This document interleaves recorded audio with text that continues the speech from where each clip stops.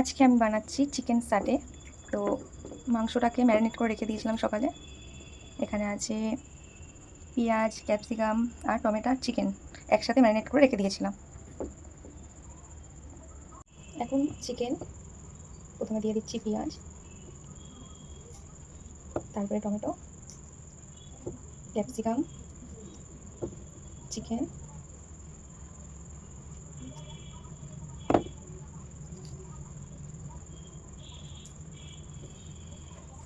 এই যে এভাবে আমি বানিয়ে নেবো সব। এই যে কাঠিতে ভরে নিয়েছি এইভাবে।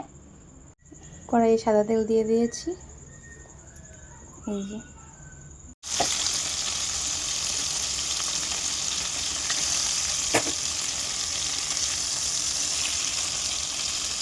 ফাইনালি তৈরি হয়ে গেছে। এই যে আর বানিয়ে নিয়েছি চিকেন ম্যাগি। বাবা খেয়ে বলবে কেমন হয়েছে। আমি ফার্স্ট টাইম বানিয়েছি।